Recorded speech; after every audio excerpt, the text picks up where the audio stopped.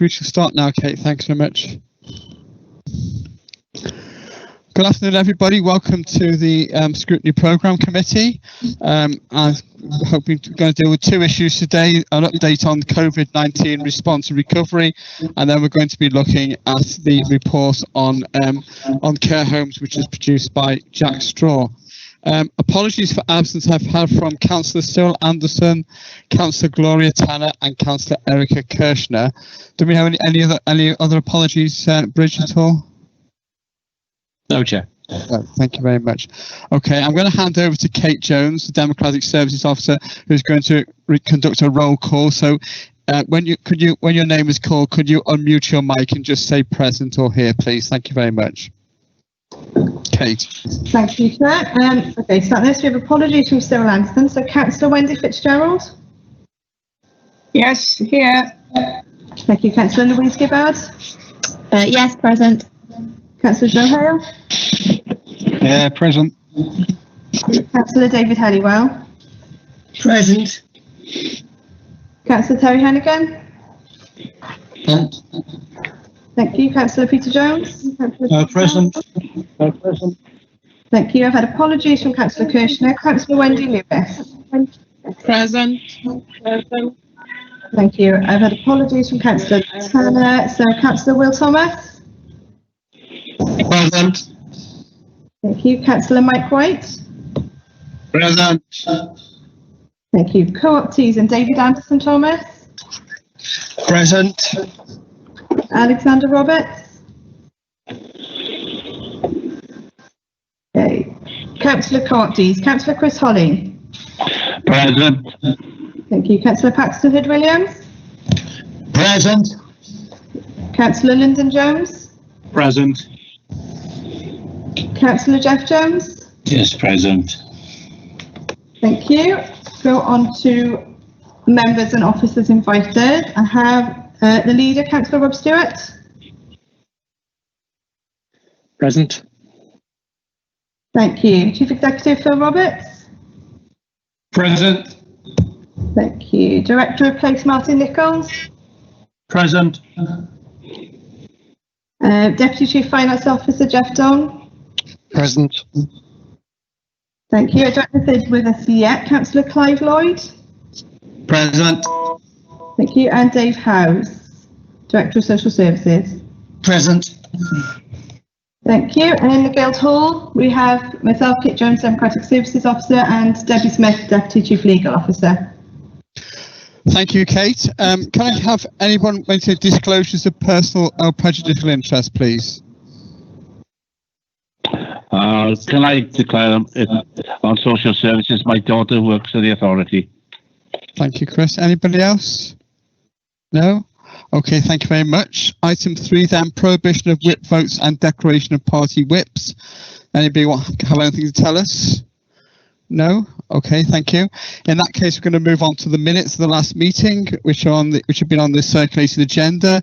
So for information and to accept for accuracy, on page 1, page 2, and page 3. Are people content that they're accurate minutes? Okay, thank you very much for that. Item 5 is public question time. I don't think we've had any public questions at all, have we, Bridge? Correct, yeah, we have not. Lovely. Okay, in that case, we should move on to item 6, which is the update on COVID-19 response and recovery. Can I welcome the leader of the council, the chief executive, director of place, and the deputy chief finance officer. Rob or Phil, do you want to do an introduction to this, or are you happy to go to questions? Yeah, Chair, we've got a very, very short presentation. The chief executive will, if that's okay, will take you through a few of the slides. That's fine. Thanks, Rob.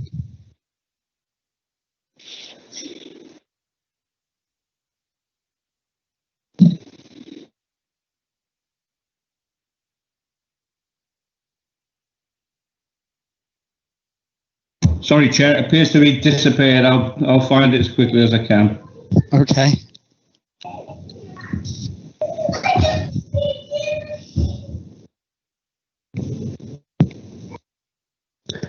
New technology, wonderful.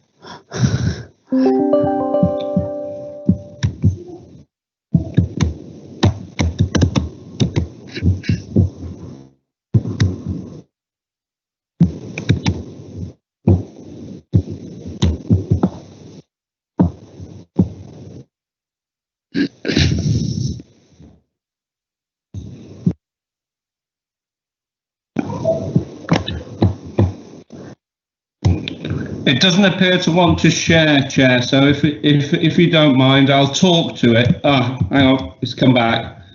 Is that visible? Yeah, with that. Excellent. Thank you, Phil.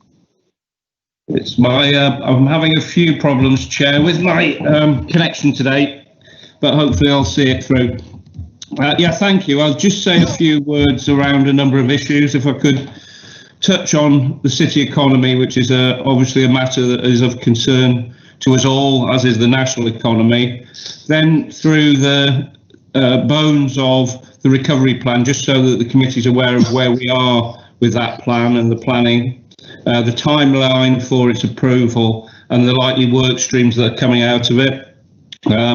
It is work in progress. One of the reasons for that, Chair, is we haven't yet completed the financial implications because there are still a couple of unknowns which we're expecting to be clarified over the next week or so. And you'll see the split into phases where October becomes a key time for the approval of the plan, probably late September actually, because the reshaping part of the plan comes into force from October, but I'll go into a bit of detail on that in a second. If I was just to touch on where we are, there's a renewed vigour really around the four authorities in the growth deal area to make sure that we use the structures to bolster the regional economy, recognising the challenges that it's had in a number of different sectors. I'll come to some of the sectoral impacts in a second. The regeneration programme continues. I think the leader mentioned last time the number of the projects that are on site in the city centre, from the Kingsway through to the Arena, Swansea Central Phase 1, and a number of large residential schemes do continue apace. So I think the message is that none of that activity has stopped and has become more important than ever. In terms of the individual sectors, there's been a sort of variety of impacts. Manufacturing has had a general slowdown, particularly that manufacture that supplies other sectors which have, for the time being, closed down. And whilst some manufacturers have managed to switch into innovative and new forms of manufacture to respond to the COVID crisis, for example, PPE, ventilators, etc., in general, you'll have seen from national macroeconomic indicators a huge slowdown in the economy, with predictions of a big decrease in growth this year and the forthcoming year. Food, drink, retail and hospitality, as everyone probably is aware, has been one of the main victims in this whole process. Only now, with social distancing, are a lot of outlets opening, but there's a number who won't reopen, both at a national chain franchise level, but also, sadly, local independents as well, who've struggled through this crisis. Clearly, tourism and culture has been hit. Swansea and the Swansea Bay economy benefits to the tune of more than £400 million a year from this, and the restrictions on movement of the public, as well as social distancing restrictions, have had a fairly significant impact.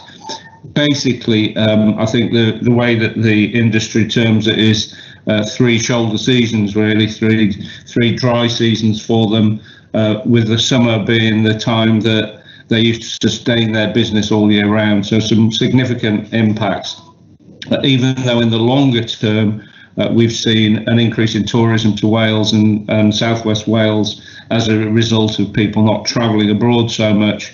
There is a lot to do to get the tourism industry and to support it to get back on its feet. In terms of energy, there's been a reduction in energy usage, particularly vehicles, be it the motor car, other forms of motorised transport, air transport as well. And whilst that's had some positive impacts, I'd say, on the climate, the impact on the oil price has been quite devastating. A negative price at one point. I'm not sure where we are now, but there are longer term implications for global economy of that. In terms of technology, a number of firms have thrived through the support of technology for things like remote working. but a number of other businesses in the technology and the professional financial services sector are finding a move towards remote working being not a temporary measure, but a longer term measure. And that's got some implications for the provision of the office stock, the location of the office stock, and most importantly, in one sense, how well connected the office stock is going forward in the city, and particularly in the city centre. And in terms of agriculture and farming, clearly there's been a number of impacts. The food industry has obviously progressed at a pace, and what I think the big area that's suffered is through the movement of seasonal and migrant labour to support things like food processing, etc. So there's been an impact, I think, Chair, it's fair to say, in all of the sectors of the economy, and that's been a long-term, fairly deep impact, I think, of which some businesses will struggle to recover. What we've done is work with central government schemes, principally to support. More than £50 million has been given to more than 4,000 local businesses. The business grant support scheme for smaller businesses, up to £10,000 support their grant. Slightly larger businesses eligible for grants of 25,000, and on top of that, around 2,000 businesses have had their rates scrapped for the current financial year. And in Wales, we've also managed to secure a holiday for Debenhams in particular, because they were one of the few who were caught out by the £500,000 plus rateable value restriction on financial support in Wales, even though that wasn't the case in England. So in total, our business support package during the pandemic has been around 85 million, but that underlies or misses out on the fact that there are a number of other things that we're doing to support local businesses, certainly in terms of reconfiguring public areas, etc., to try and revive the hospitality and tourism industries. In terms of where we are with the recovery planning, well, that's always fallen into three particular phases. So in terms of remobilisation, and this, I'll come to the timeline in a second, but really this is up to at the end of October. This is about recovery. It's about the slow return of business services to business as usual, and you'll have seen, other than a few services, primarily in libraries, cultural services, sport and rec, and events, most services have now returned, even though operating under different circumstances. We're thinking really carefully about how we work in future, and we've undertaken a staff survey on remote working, because you'll find in some areas of our business, remote working is not practical, nor is it possible, particularly those areas which revolve around teams. So how we in future manage the workforce will change, and we're currently talking to our staff, and we'll be talking to the trade unions about what that looks like.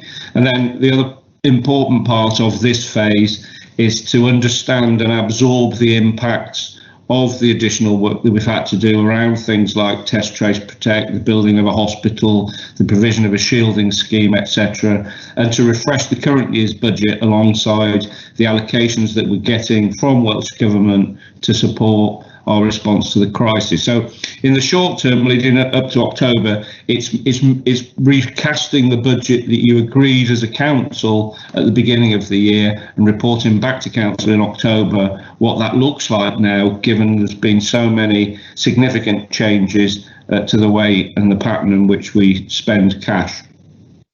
Then in terms of the medium term, we'll be looking to reshape rather than remobilise. So this is our strategic response to help the whole city to come out of the crisis. And this leads up to the period of the next council election. So it's between now and the next elections, where we want to set a very firm foundation, certainly in terms of absorbing and dealing with the financial impact on the council. Our response as an organisation, in partnership with others to the economic crisis, great clarity on what the future council services operating model, and that relates to the workforce issues that I've just mentioned, and then the renewed medium-term financial plan, which we're currently working on. And then post the next council election, we want to be able to hit the ground running with a new corporate plan, a revised capital programme strategy, a revision to the economic development strategy, financial plan, and crucially, I think, a digital strategy. And what that looks like in terms of the picture, if you like, these are overlapping activities, but in the short term, remobilise those services, managing our present and planning for the future, and then reshaping through a more strategic response to support the city to emerge from the crisis, and then regenerate and get back, I think, to the ambitious plans that the council has had over the last decade or so to transform the city and the region. And I'll keep going back, Chair, I think, including in any questions that you ask me, to operating as a region, because I think it's very important. The economy doesn't function on local council areas, and it's really important that we're in league with particularly our city deal partners to make sure that the South West Wales economy recovers.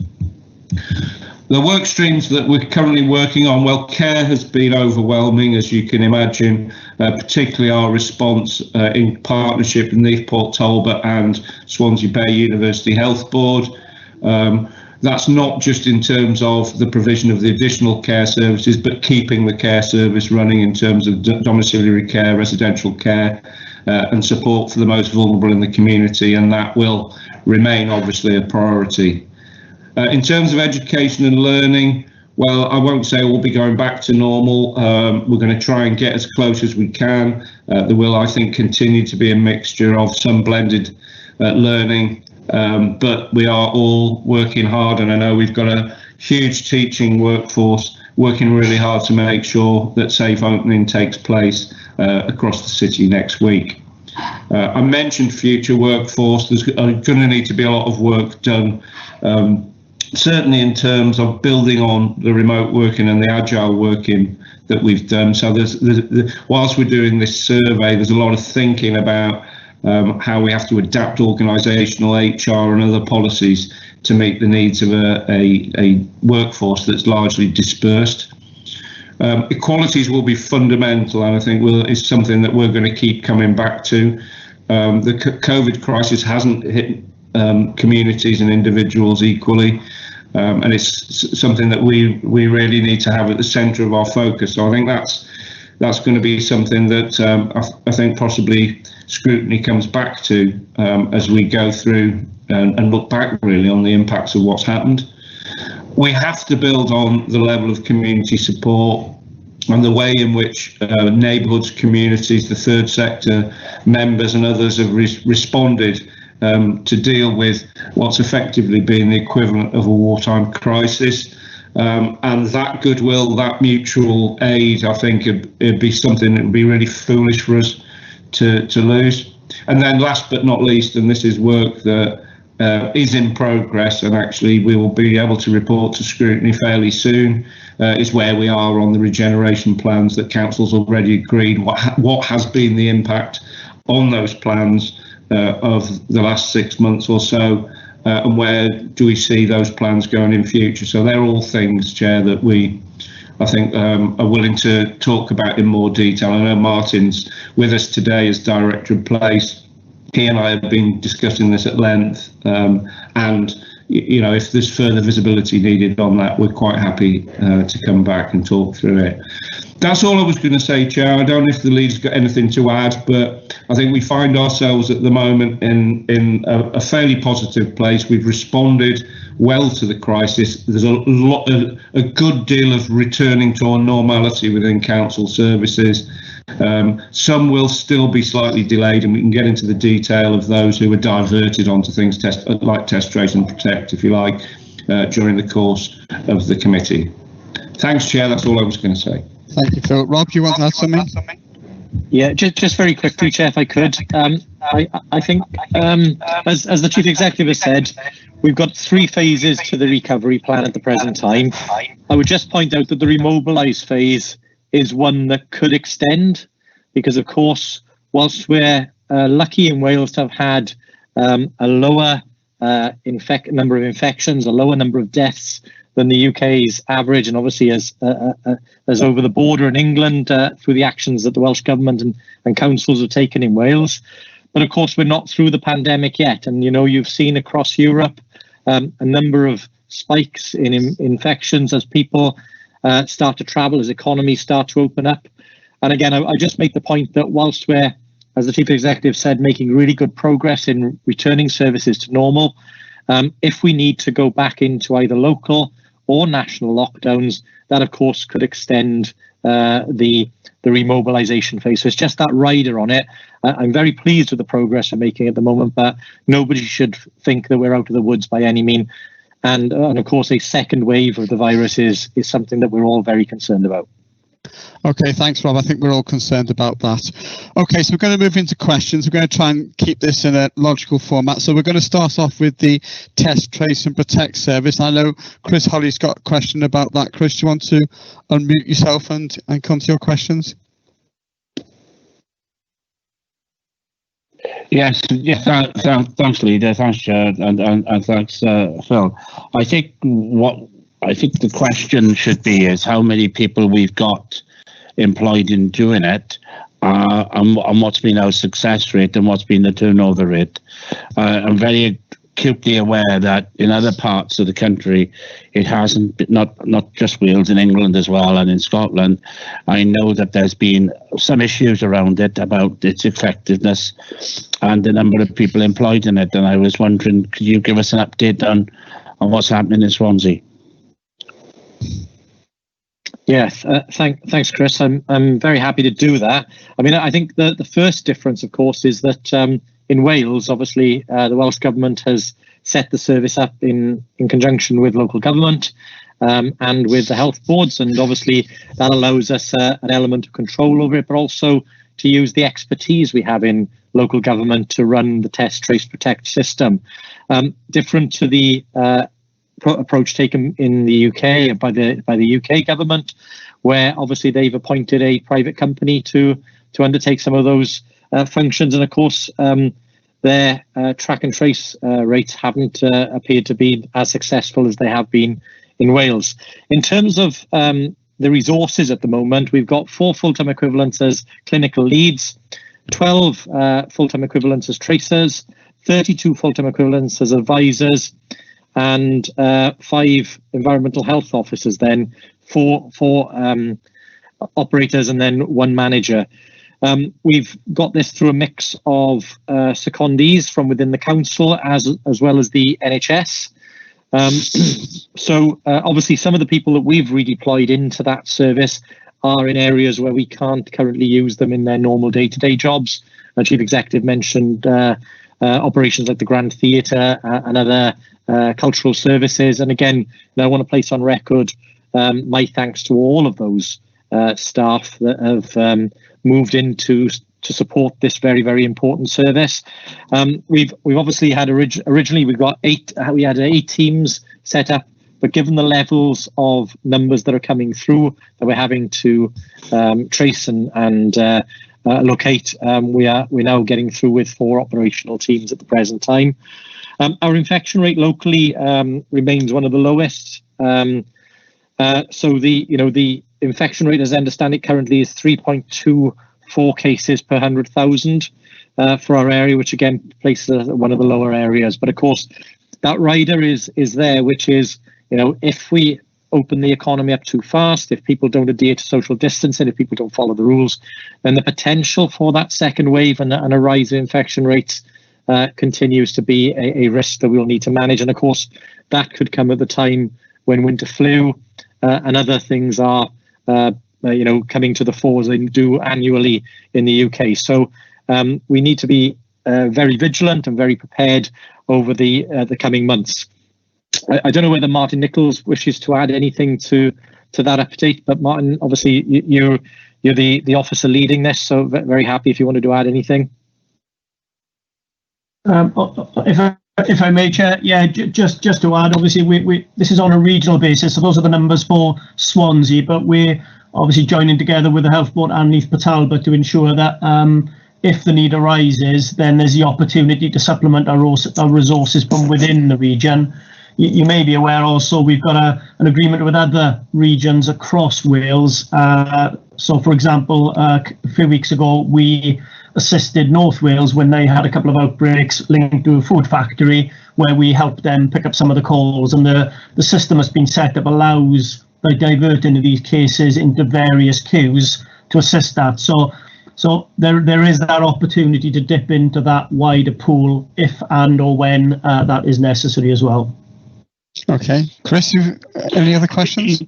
Yeah, just obviously the success will be if how fast we trace and how fast we protect people. Is there any form of measurement or any form of audit being done about that, or is it too early to do anything of that nature yet? Martin, you can answer that, but yes, there is we do track that regularly, and the last figures I saw that we had a very, very good performance rate in terms of tracing those people in a quick period of time. And Martin, do you have the updated figures? Yeah, if I recall, as of the last stats we saw at the end of last week, we were for Swansea around about 90% traced within the 24 hours. So it was obviously, we should say in that regard, there are very low numbers of cases. The cases we are getting tend to be more complex in terms of the amount of time, because they're in sort of some of the more sensitive settings. I take they're generally being done by the regional setup. Quite clearly, if you have more run-of-the-mill cases, then you could probably get through those a lot quicker. So we are mindful of the resourcing and are looking to perhaps flex some of the resources from the contact tracing into the regional team, into with the EHOs, to give us some additional capacity in that area. But yeah, the target, I believe, is something like 70%. You need to achieve that sort of level within 24 hours, 48 hours for contacts, to ensure it's successful, because the whole thing here is about speed of tracing contacts so that you can limit those contacts interaction with other people. So it needs to be, from my understanding from Public Health Wales, around about 70% to be successful, and we've continually been between 80 and 90%, and those reports are just being finalised now. It's taking a little bit of time, and those reports will be available, and we're quite happy to share those on a regular basis just to update members as to how we are currently performing and how it's being performed across all of Wales. That'd be a good idea. Okay, Chris. Yeah, Councillor Lyndon Jones. Is he there? Yes, he is. Yeah, there we go. Thanks, Chair. A couple of things to Martin there. He mentioned 80 to 90% success rate there, but how many tests are actually being conducted each week in Swansea? Because 80%, 90% of a small number isn't a lot. So in the first instance, how many tests are we conducting? Martin? Yeah, if I may, Chair. Sorry, I'll find the figure on the exact number of tests. My reference to 80 to 90% was on positive cases that are then subsequently contact traced. There are many, probably in the hundreds of tests that are returned negative. My recollection is only about, well, certainly less than 5% of tests that are actually carried out prove to be positive. I think it's actually as low as 2 to 3%. So the majority of tests where people are reporting symptoms, going for a test, are coming back negative. But where they are positive, there is a timing issue as well, because depending on how quickly the test is done, you sometimes need a second test to verify that the person has COVID. But on those cases where an individual has been positively tested with COVID, only then do they get contact traced. And that's my reference to the 80 to 90% of the contact tracing. I'll find the number if I can while we're on the call as to the numbers of tests, but the overwhelming numbers are negative. So obviously there's no action required with those then. Perhaps, Martin, you could circulate it to the committee afterwards. Of course, if I can't find the numbers before we finish on the call. Yeah, all the stats, if possible, for the testing. Yeah. Did you want to come back, Lyndon? Yeah, a couple of things. I think I'd like to thank Ben Smith and his team, because I've contacted them a number of times during the course of the coronavirus pandemic to help with council tax issues and grants. And I have to say, they have been absolutely fantastic in the way they responded. So big thanks to them. And the other thing I would say is that the Eat Out to Help Out project or initiative by the Chancellor Rishi Sunak has been certainly very successful, because all places in Swansea seem to be have queues outside their doors, and certainly in my own ward, in one pub alone, there are double the number of meals served on the Monday to Wednesday in comparison to the Thursday to Sunday. So I think that has certainly helped to kickstart that part of the economy, and very important too. Thank you. Thanks, Lynn. I certainly second that on the finance team, and in fact, all the council staff have gone above and beyond throughout this whole crisis. Councillor Mike White. Can you unmute yourself, Mike, if you're there? Yes, thank you, Chair. Just to make aware of the committee that obviously we know about on Test, Trace, Protect referrals from England.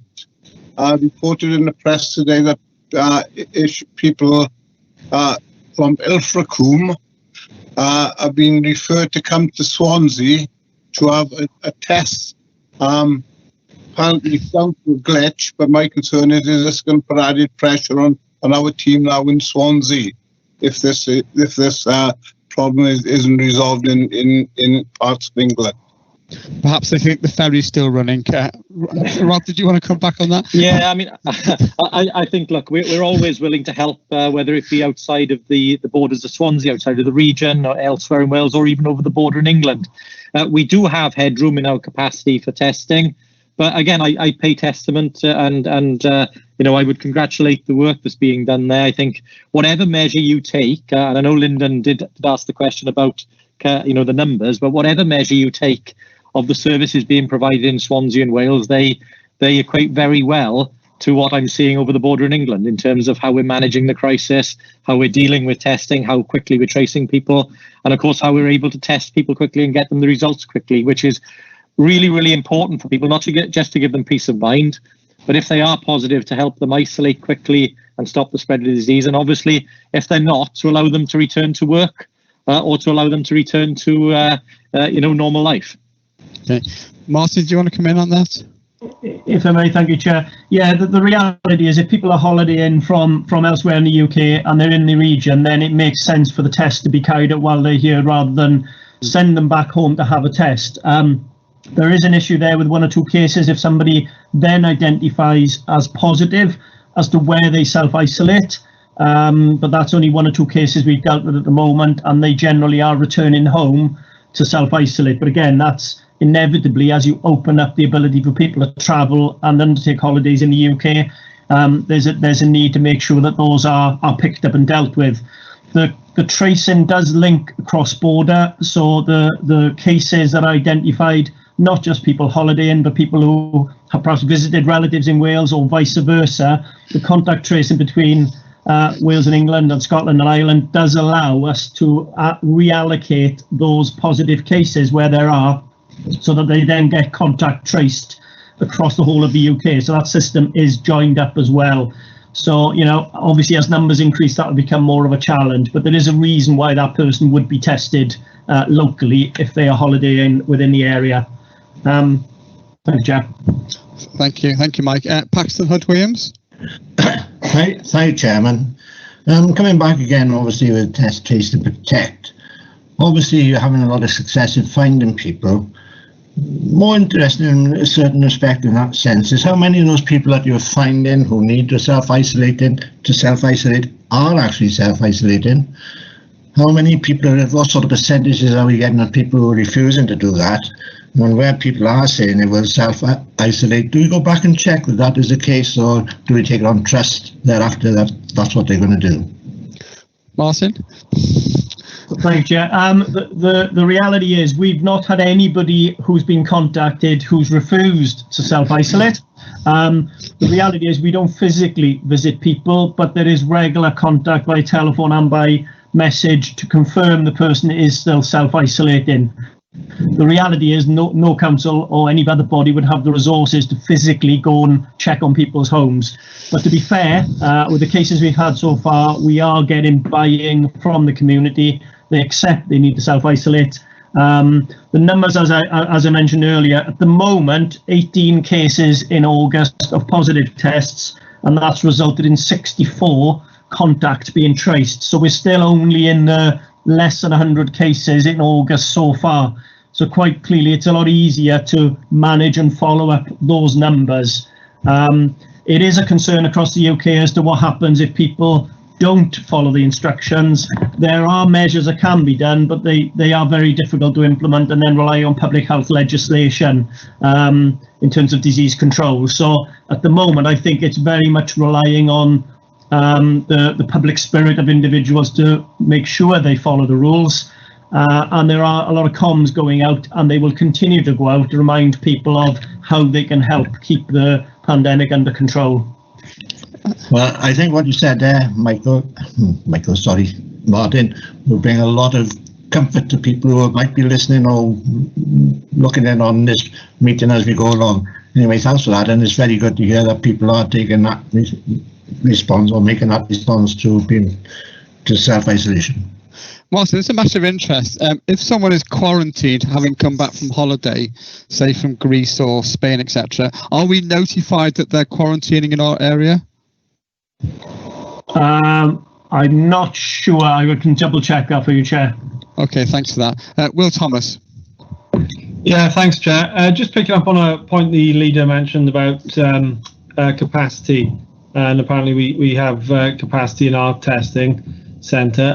I had a test last week, which was thankfully negative, but that was my observation, was that I think I was the only person there. There was obviously a lot of staff there at the time.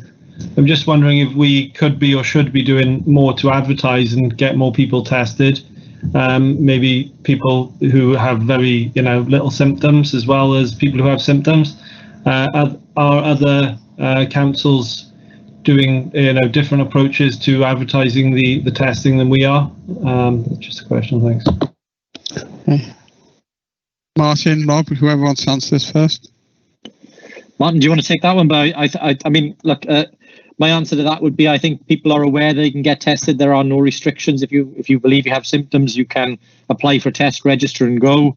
But I think, it's important that we keep headroom there as well. That we use some of that capacity to test people in our care homes on a regular basis. That's important to make sure that we continue to make sure that the staff and the patients or the residents in care homes remain COVID-free. I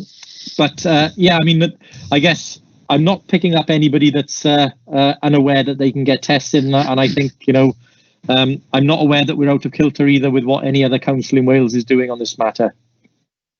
Martin? Thank you, Chair. Yeah, the capacity, if I remember rightly, is over 500 tests per day, and we're well short of that. So there is more than enough capacity within the testing centres. There is only really a benefit in being tested if you have symptoms. Clearly, whether they're mild symptoms or other symptoms, the whole message around, if you're symptomatic, get tested. And effectively, you do need to create that headroom. You can very quickly see elsewhere in Wales where you do have a bit of a bubble, where there's an influx of cases around a factory setting or wherever, that you need to be able to have that capacity to be able to deal with those cases within 24 and 48 hours. So you are right, though, we need to make sure the comms continues to be strong around, if you have symptoms, get tested. And as long as we can maintain the capacity to allow that to happen, that would be the appropriate way of dealing with it. The Chief Executive just messaged to say the capacity is 540 a day. So yeah. That's any help. Okay, Councillor Jeff Jones. Yeah, thanks. I'd like to mirror what Lyndon actually said earlier about the help that Ben and, well, perhaps Martin especially, I know we've contacted him at all hours of the day and he's replied, so thanks very much for that. But I wanted to speak perhaps a little bit, ask questions about the city economy. I know it's had a hammering, and so has every other city probably in the UK has had a hammer in. The leader actually mentioned about the 85 million business grants, which has come from, I assume, the Welsh Assembly, the Welsh Government and the Westminster Government. But I understand there's a second lot of business grants that's actually going to become available as well. I don't know if, can you comment actually on that? And really, with regards to, the monies we've expended in various forms, are we going to get reimbursed for all the monies we've expended? And I saw a letter that actually came out yesterday with regard to, it must have an impact on the local authority, about the arrears of council tax. I know we're going to try and help people and so on, but that I just looked at the figures and it looks as if there are owings of about 5 million at the present time. I don't know if you can comment on that. Yeah, we are moving on to economy and finance in a minute, but carry on with answering these questions, please. Yeah, no problem. Look, in terms of the council tax, yes, I mean, a number of people who were experiencing difficulty obviously applied for a deferral. That's part of the figure. Others then will be a little bit behind with their payments. We're obviously trying to be as helpful and flexible as we can with people to help them get back, especially if they've been through a period where their salaries or their wages have been reduced due to being furloughed.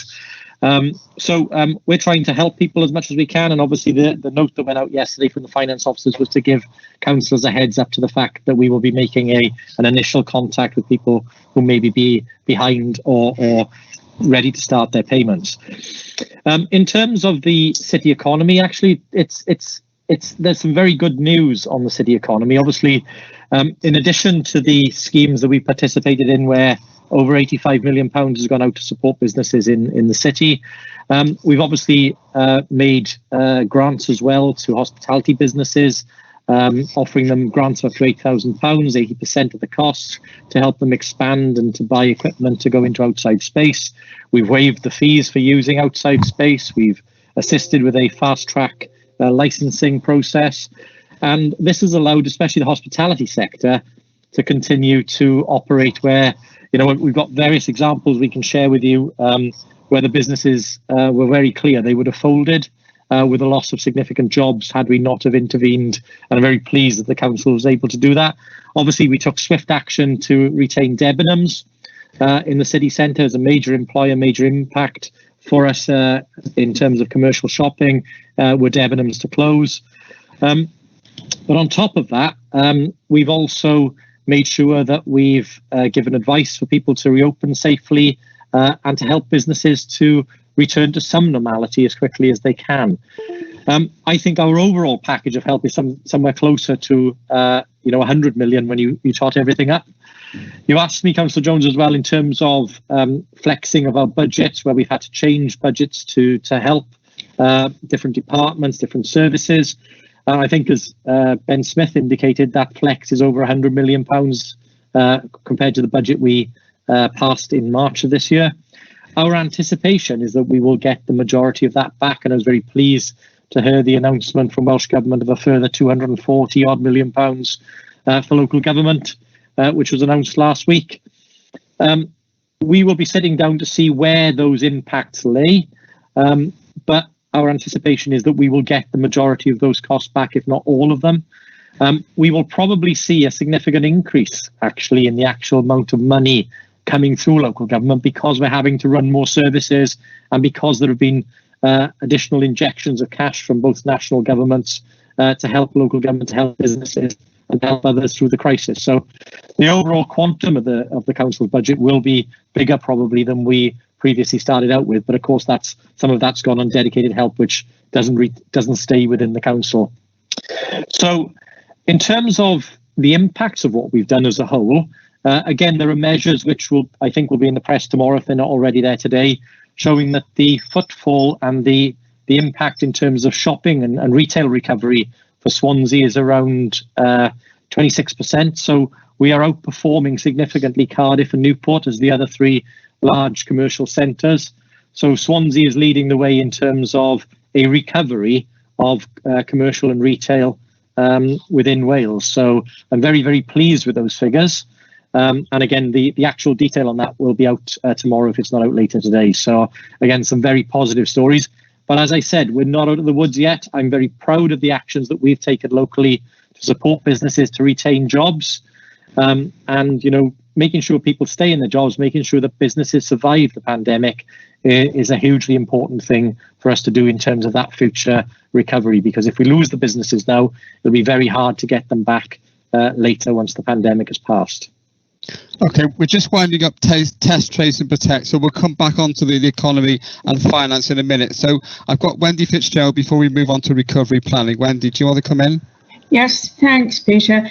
It's really just to ensure I've got absolute clarity and understanding as to what is happening in care homes, because the report that we have before us says that one of the big problems was that asymptomatic staff and residents weren't. Wendy, we're going to deal with that later on. So can we hold that later on? Is that okay? That's okay. That's fine. But Chair, yeah, sorry, Rob. I'm happy to put that one beyond doubt. We test asymptomatic care home staff and patients as well, especially if they're waiting for elective surgery. So it's not just those people who may be exhibiting symptoms. Okay, on a regular basis. Is this happening on a regular basis? It's definitely before surgery. I think Clive and Dave can give you the more detail in terms of any variances in the testing arrangements. We'll deal with that when we come to the report after we've dealt with this particular issue. That's okay. Okay, so moving on to recovery planning now. Can I just start off by asking Rob, the presentation from the Chief Executive was very comprehensive and answered a number of questions which I had. I'm just interested, to what extent are we dependent on financial support from the Welsh Government as part of that recovery planning? And to what extent are we working with other agencies such as Public Health Wales in terms of the planning process? Well, clearly, I mean, it's important that the Welsh Government honour the commitments to fund the extra services that we're providing and to ensure that we get paid for or paid back for the outlay in terms of additional costs that have fallen on the Swansea taxpayer. So like all councils across Wales, we're working on the basis that we are submitting regular returns to the Welsh Government, which are evaluated on a regular basis, and then we receive a payment back in lieu of money spent. So our ongoing assumption is that we will continue to get the majority of that money back. That includes things like loss of income and other streams where we are facing either additional costs or lost income. Outside of that, of course, I think it's important for us to go back to what was in the presentation there, which is we have already, part of the recovery is about recommencing services, and a majority of the services are already back operating, not to pre-pandemic levels in some cases, but they are operating again. So the recovery plan is well underway. The next phase then is to make sure that we don't only protect, as I was just saying to Councillor Jones, protect the businesses that operate in Swansea, protect the jobs in Swansea and the region, but they were unable to return to growth and to snapback growth, as I would describe it. So one of the aims that we've challenged the Economic Strategy Board in the region and that we were talking to Welsh Government and other partners about is how do we maximise the public sector lead in terms of investment, in terms of how we can stimulate and grow the economy in this region. Well, obviously, we've got ambitious house building programmes. We're looking at how we can expand that.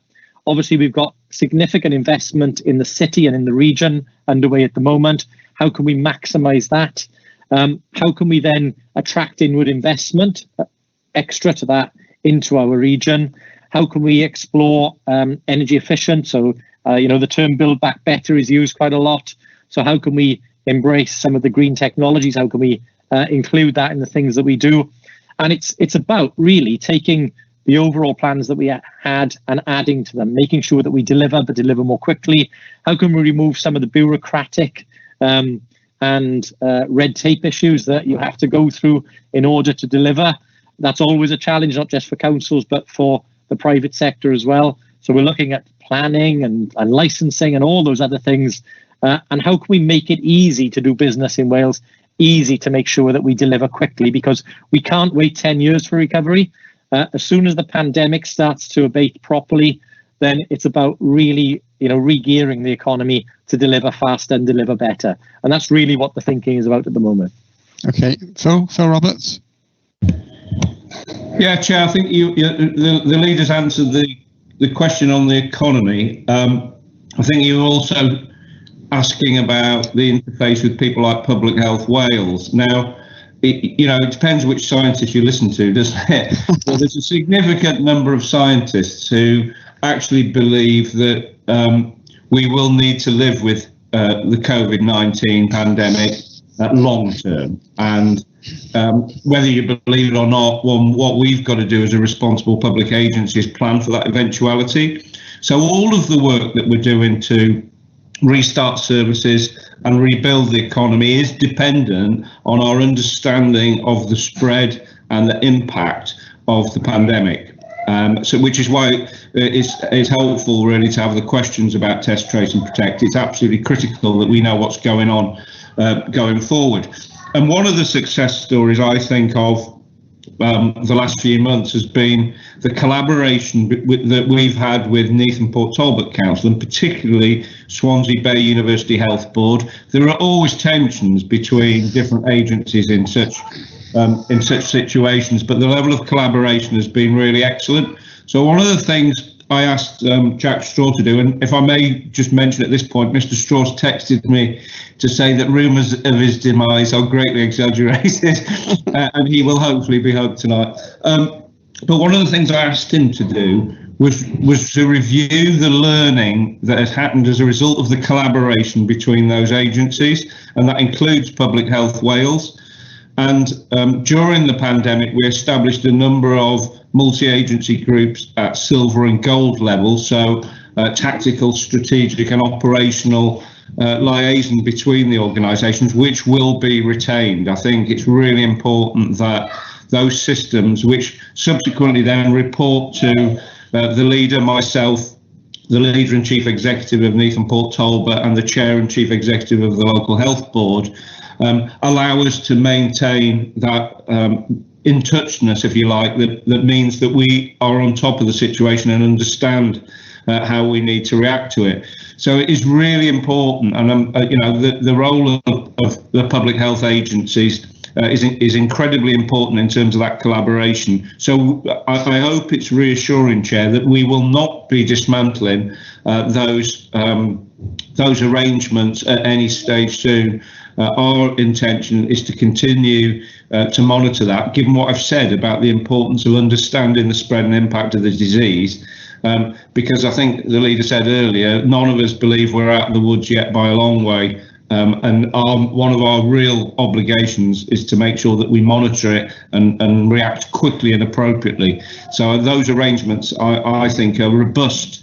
And I will be sort of formalising those in a report to the leader and cabinet about making sure that we enshrine them going forward for the long term. Thanks, Chair. Thanks for that. Peter Jones is going to ask a question about emergency food support. Oh, thank you, Chair. Yes, I mean, this is an issue I've raised before concerning the population of asylum seekers in Swansea and the particular needs that particular group have. I'm told, and it surprises me, that there are up to 1,200 asylum seekers in Swansea at present. That's not including refugees. Those are people who have currently asylum seeker status. And if one thing that the COVID period has brought home to me personally is the sheer scale of need across Swansea of this particular category of people. And I've said this before, I know that I and others have been involved in providing direct home support for people within the asylum seeker community. But two things. One, the likelihood of a continuing or resumption of the pandemic as we go into the autumn and winter and into the early part of next year. Clearly, therefore, the needs of this particular group, and I'm not saying they're exclusive, but they are a group with particular needs because of their incredibly low income support from UK government, far less than those who are dependent on the more established forms of benefit, as we know. They have a particular need in terms of emergency food support, emergency supplies of other kinds, children, babies, and all the needs that those particular groups have. So I'm concerned about them and our continued ability to support them, but not just from food banks, but from the council itself. And then, of course, the issue that I've raised before, which I realise is not a council responsibility, but nevertheless is a particular need for this group, and that is their ability to use bus transport, in particular in Swansea, and whether we've been able as yet to raise this issue with Welsh Government or UK Government, or whether this is something that can be dealt with separately. So it's really comments for the leader, I guess, to respond. I'm not here criticising anyone. I'm drawing attention, I think, to a particular group of need and the need to ensure that we're in a position, particularly if the pandemic resumes, to meet that need. Thank you, Chair. Leader?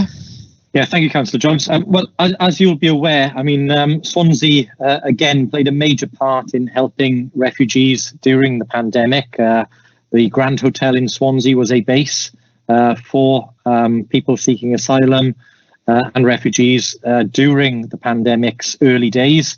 And we hosted over 100 families there during that period. But of course, our response was not just to help refugees, asylum seekers, but to help everybody in Swansea, in all groups. We helped, as you know, make sure that anybody who needed housing or needed a bed or a safe place to stay got it. And those individuals are still being cared for in Swansea, and we're working with the Welsh Government to make sure that there is no return to the streets for those people who wish to take up residence in our homes and in our buildings. So our support as a City of Sanctuary for people who come to Swansea needing help will continue and will not be stood down. But again, if the pandemic returns, we will respond in the same way as we did with the first wave, making sure that no one's left behind and that no one is left unsupported. However, as we come out of this pandemic, we will look then, as we will do for a number of other services, as how we transition into a different way to support those groups, working with people like the Home Office, working with the Welsh Government, and working with the third sector to ensure that where the council cannot continue to directly support people, we'll do so in conjunction with third sector or with other partners. Okay, Peter? Yes, well, I'll just thank the leader for that response and reassured that the problem is recognised, and if the pandemic continues, that we won't, in a sense, we're not suggesting for a moment that we would, that we won't let these people down. They're in desperate need, and we must continue that support. But thank you. Okay, we've got a number of questions on business and the economy. Mike White, you've got some questions about local businesses in the arena? Yes, thank you, Chair. But as you know, the questions are there, and I'd like to ask the leader in regards to how many local companies have actually been involved with the projects across the city and county of Swansea. Obviously, the arena is obviously the main project there. How many local companies have been involved with those projects, and also how many local people have been employed with on those projects as well? If you could perhaps address that, leader, I'd be very grateful. Thanks, Mike. Rob. Okay. Thank you, Mike, and thank Bridge for a forewarning of some of this question. I don't have all the detail, but I can give you the best answer I can on some of this. At present, we've awarded around 40 to 43% of the contract values out, and that's through Rivington running a number of Meet the Buyer events. And what these are is where the main contractor, Rivington, will talk to businesses who are in the locality so that they can bid for packages of work and take the vast value of the project then. The early phases, obviously, you'll have seen significant progress on the arena sites. Both sides of Oystermouth Road now are seeing significant construction. A lot of that has meant that we've gone through, obviously steel construction, which was not something that was able to be sourced within Swansea itself. So that came from outside of the region. But again, some of the skills around that are ones that then will follow on for Swansea. But again, it's an encouraging story already. So with just 40% of the contract underway and live. Within the SA1 to SA7 postcodes, there's been around £5 million of local benefit. All other Swansea postcodes, a further 15 million. Postcodes within Wales, outside of that, a further 17 million. And then postcodes outside of Wales, which largely is the steelwork, etc., is around 19 million.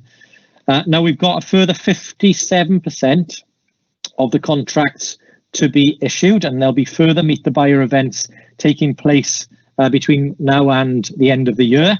That will see another perhaps 50 million or so of contracts being awarded. And again, we would expect to see an even greater percentage of those going to local and regional firms. So again, a very strong story, as we've had, if you look back at our major school builds, we've had very, very strong story to tell in terms of local supply chains. So we expect that good story to continue. At present, around 52 people directly have benefited from the new entrance opportunities, apprenticeships, work experience. But again, given that those are limited at the present time, and given that we've had COVID, obviously, during this period, we would expect that to rise significantly. That's equated to around 1,000 weeks of new entrant weeks counted so far in this process. So again, very, very strong story. I mean, that's just one example. Obviously, you'll be aware that we've, along with Penderyn, we've got weavers working up at the Penderyn site now, which is another local firm. And again, if you look across the city centre, you see many, many cranes across the city centre now, many, many live sites, all of those providing a significant amount of local employment. But of course, some of those will not be direct council sites. They will be, or council developments, they will be ones that are local firms taking the opportunity to be part of the significant regeneration. You can cut it a few ways, but add everything together and you're talking several £100 million worth of live development and investment, and a majority of that money is going into the pockets of people who work and live in Swansea or the region. So again, it's a stimulus to the economy. Longer term, once the arena is operating, we're looking at around £20 million of economic lift to our economy annually. And the second phase, where we'll be launching the detail of that in September this year, the early figures suggest a further £100 million of economic boost to the economy of Swansea and the region. So significant impacts for people wanting to see high quality jobs and high quality salaries and careers taking place within the city, because again, we're trying to arrest that need for people to have to move away to get the career or the salary that they need. Okay, Mike. Thanks. That is excellent. Very, very encouraging. Thank you. Terry Hannigan. Well, we touched on many of the benefits to Swansea. What kind of discussions have taken place with what we call community benefits in respect of with the arena there? Would anything then be given or put in, say, to the Sandfields or town centre area as community benefits? Yeah, there are community benefits, Terry, in terms of the projects that are going on. Obviously, the direct ones would be people living in our communities who are working on these schemes, being able to obviously take a salary and get a job, which is dependent on the significant regeneration schemes in the city. In terms of other spin-off benefits for the communities, we are currently mapping that out. It's early days in the major arena projects, but we'll have a detailed figure on that in the coming months. Okay. Yeah. Martin, you want to come in? If I may, Chair, just to add that the 1,000-person weeks that the leader referred to earlier is the actual targeted recruitment and training numbers. So those are the people local to Swansea who have benefited for that additional training, and 52 of them have gone on to secured employment. What I don't have today, but I'm not sure if we do have it mapped to the individual areas of Swansea. So those are Swansea residents, but I'm not sure. But I'll see whether we can break it down further for you, because it might be useful for members to know how close to the arena, etc., those opportunities have been created. Mm-hmm. Thanks for that, Martin. Chris Holly, you've got a question about home working and the impacts on the city centre? Yes, I have, Leader, Chairman and Leader.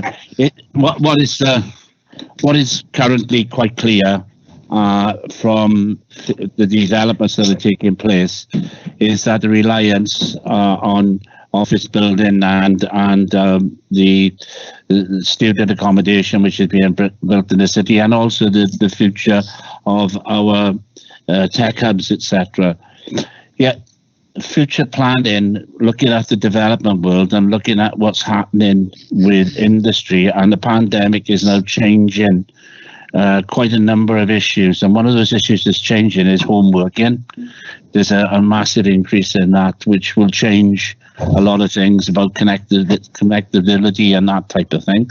But also it's showing that the office accommodation is going to be much less in the future than it has been currently. And I'm also concerned about, and I'll ask you to find this out, about what's happening with the technical hubs and what's how that is going to be affected, because one of the stories that's coming out from the tech giants like Google and what have you is that they're currently saying the spaces they have, that huge space they have in London, is probably too big, and that they need to look again at how they're going to have these hubs and how they're going to create them and where they're going to create them, and about whether or not people will want to actually live, we'll say, in Pembroke and actually connect up to these hubs from their homes or from further away. So I think if have you done, or has any research been done since this pandemic has started, or are we looking to do some more research before we do any more building, or before we do any more commitment to any further work, if we can get some research and what's likely to happen in the future, considering what's happened with this pandemic? Okay, who's got the crystal ball? Yeah, okay, so let's pick that apart a little bit, because I think the first mistake would be for us to assume that we are in the same position as London. I'm sure places like London will have an oversupply of quality office space. What we don't have is a necessary significant supply to meet the current demand for quality office space in Swansea. So we are still confident that there is an unmet demand, even with a new way of working, that is likely to follow the pandemic. And again, I wouldn't rush to say that suddenly we're all going to work from home forever post-pandemic. I personally don't think that's healthy anyway, and I think there's some evidence to that in terms of the way that companies are looking at this at the present time, is that it's likely that the office space that's provided will be more flexible, so that people may spend less time in the office but still require office space for it to be more agile. And of course, this council has been working in an agile manner post-pandemic for many, many years. So I think you'll see an expansion of that. In terms of what you'll see with the plans coming forward for the second phase of Swansea Central, is the government hub that we previously mentioned. And of course, part of that is about the government strategy of relocating jobs from out of London, from other areas, into cities and other areas around the UK.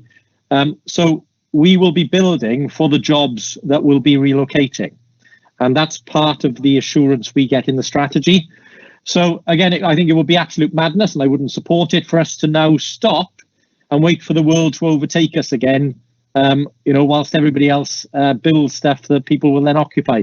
Will it be a different configuration? Yes. Will we use the offices differently? Yes. But will we require more offices, quality office space than we've currently got? Absolutely yes. So as we've done with the scheme till now, we've kept the design of the buildings across phase 2 quite flexible. So we can change the mix between retail, leisure and office and residential. That mix will continue to evolve, but office space will continue to be a major element of it, because one of the things that's quite clear is at the moment is we are still seeing businesses moving into the region but not into the city centre, because we can't offer them quality office accommodation that they would require. So I'm still very confident that the need is there. We will continue to monitor that, but I've certainly never been up for us waiting for somebody to come along to request something before we actually do it. I think the fact that we've got so many live regeneration sites in the city at the moment gives confidence to the private sector, gives confidence to businesses wanting to invest in the city, and I think we'll come out stronger out of the pandemic, in a relatively stronger position than we will going into it. So I hope that we are in a position. You mentioned again, Chris, things like student accommodation. Well, again, we're not Cardiff. We're not in a position at the moment where we've got an oversupply of student accommodation. The evidence I'm seeing from the universities is that they're still expecting post the first term of this academic year to see numbers starting to level out and then grow again. But of course, we've got an unmet demand at the moment still in the city centre for the numbers of students that are signing up. And of course, if we don't support the delivery of purpose-built student accommodation, then what happens? Our communities see homes turn from family homes into HMOs, and our communities then eroded by intensification of HMOs, which happened, as you know, in uplands and other areas. We can't let that happen. So delivering and getting the private sector to spend their money, because I remember none of the student accommodation being built in the city at the moment is council funded. It's all private sector money coming into the city with no risk to the council or the taxpayer. That money is coming in to meet the demand that the universities are creating for students in and around our city. Chris, you want to come back quickly? Yeah, very, very quickly, Rob. Thank you for that. I think there's a number of questions on there. I won't go into all the details now because I think you have actually projected you've said quite a lot in your speech, but also in this answer. But one thing I would ask you is about the need for student accommodation. I understand that the costs of the city centre student accommodation is considerably higher, and there is at the moment I would ask you to find out and let council know what is the take-up of this accommodation, because once you take the numbers that are being built and the number of students that are projected, could you supply that for us? Because I think it would be worthwhile members seeing that. I'll certainly try and do that once obviously the first term is over, because obviously my understanding from places like Coppergate and the development that's completed at the top of High Street in Oldway Centre is that they've had pretty strong numbers coming through. Obviously, the other student accommodation hasn't come online yet, but I'd reiterate, this isn't the council building student accommodation. This is the private sector spending significant money creating those accommodations across the city. So again, the private sector doesn't normally do that unless they're confident of getting a return on their investment. But I'll certainly try and pull together from the private sector operators what the demand rates currently are. But the evidence from the universities, who are obviously seeing the demand through clearance at the moment, remains strong. Okay, Will Thomas.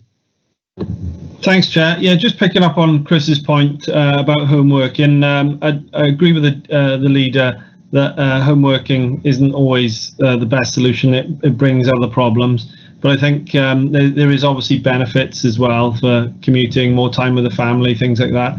I know we're obviously reviewing this at the moment, and I just thought I'd just like to throw not an idea, I suppose, just something into the mix, is that we've obviously got a lot of hubs, towns, Gorsinan, Mumbles, Clydach, Morriston. Have we ever thought about, shared office space inside those towns, and maybe we could, even council staff could, utilise them at certain times, not all the time, maybe just a couple of days a week, and just look into having some hubs in these pockets. Yeah, it's a good idea, Will, and it's one that is already part of our rollout program. So one of the things that we've been doing is bringing together library services with housing services, as an example of that in Gowerton. But that it isn't limited to just those two services. That was just one of the first pilots. But the aim would be to create, as you say, a flexible office space where employees of the council or other public sector bodies, for that matter, can turn up, can use the facilities there, and can work from a hub if they need to, We've got examples, obviously, of ourselves and the health board being co-located in certain locations already. But that has been our strategy, is about how we can rationalise the buildings, but make sure the services and the infrastructure is there to support agile working. And I do agree with you. I think what we'll see going forward is perhaps a healthier health-life balance or a work-life balance, a need for less commuting, which will have some environmental benefits, but it won't take away the demand for office space or for people to have a workplace. Because I think, like I've seen on the councillors, conversations, people are keen to get back into the civic centre and the chamber for us to have democratic debates face to face. And I think, in the private sector and public sector, people want to see their workmates again and want to get in the room and work with them. And so I think that need and that demand will still be there. Okay, we're just coming to that in a minute, but Terry Hennigan first on this. Yes, first. You've just muted yourself, Terry.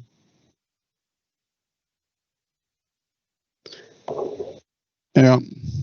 Okay. Yeah. It's about the local district housing officers. My understanding is that there's going to be a phased opening in September, with the report going to Cabinet in October. Just for you to know that I made my views very strong to the Cabinet Member for Housing and the Director of Housing about the closing of district housing officers. They were the key when we was fighting to retain our housing stock, but I can understand why they want to go down that line. I just wanted to get that out because I've been frustrated regarding these local district housing officers, because they are essential and a very, very, very good service. Okay, I suspect Joe Hale has got the same points coming in. Joe? Yeah, leader. I've had a chat with the Cabinet Member as well for housing, and it seems just a little bit skewered that everywhere else in the reorganisation, there's a community that's being supported by the nearest housing office, even where they're losing their own.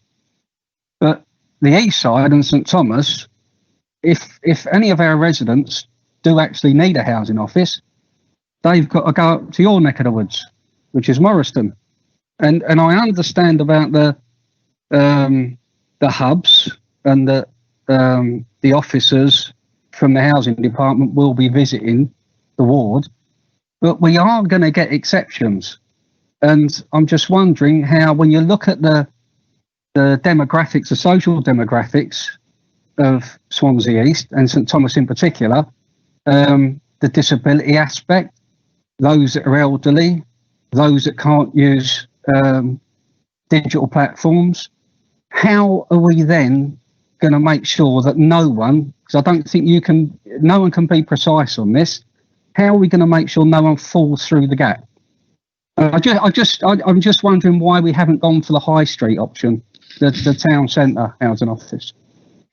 Well, again, the proposals aren't fully formed yet, but in terms of the housing office, if you like, idea, it builds on that community hub idea. So there's a couple of aspects to it. Firstly, it's to ensure that the housing service is modernised, that we are enabling people to, where they can, do things online, or rather than having to visit housing offices, which sometimes aren't the most welcoming places in the world, where they're able to get service online. If they can't do that, the other part of the strategy is to say, actually, we'd rather our housing officers be out in the communities visiting the people in their homes, rather than the people having to travel to the housing office to get the service.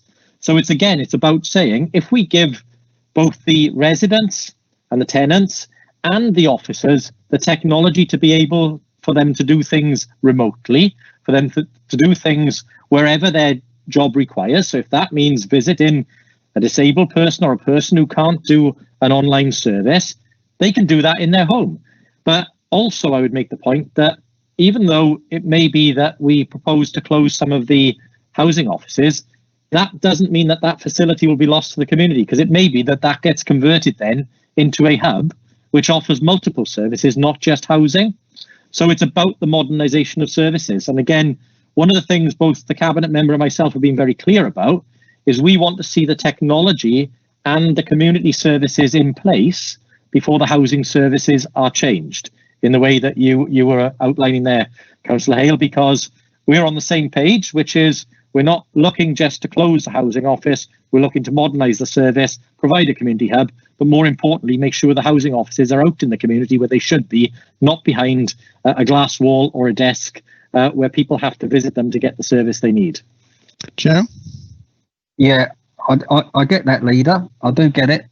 I'm just wondering that why in the interim we'd want housing officers to travel, because I'm presuming, good employer now, we'd be paying mileage. Why would want housing officers in the interim, before these plans are fully put in place, to travel from Morriston, where we could have them up the road in High Street, which was within walking distance for a healthy residents and tenants. Well, as I said, Councillor Hale, I've been more than happy to talk to you about your proposal. I haven't heard you make the proposal for St Thomas High Street or in High Street in Swansea. I'm not sure which High Street you're talking about. But as I said, I would prefer, and I think it's part of the council housing officers' role anyway, to be out in the communities that they serve. That's what good housing officers do anyway. So that this isn't additional travel for them. And actually, we're looking at what's best for the tenants and the residents here. And I think most tenants would prefer a visit in their own home from a council officer rather than having to travel to a housing office. Yeah, you're 100%, Rob. I'm not disagreeing with you. What I'm trying to say is I can't see the logic in paying travel mileage from Morriston to regularly visit St Thomas for the officers where they could be based, and it be a mutual benefit where they could be based. When I say High Street, I'm talking about town centre housing office. That's all. And no, I take that point, but again, I think you're presuming there that the housing office that they'll be based at will be Morriston. And as I said, part of the proposal is to establish hubs, which may be nearer to where you are. Yes, okay. That's what I'm saying, in the interim. Okay. Thanks very much. Okay, while we're on the council accommodation, Chris Holly, you want to talk about the Guildhall and Civic Centre? You're muted, by the way. I think Rob's answered the question. The leader's answered the question when he said that they are looking at how they can have a mix and match in the future with the council meetings. Okay, right, so moving on then, finance. I know we've got Jeffrey Dong here.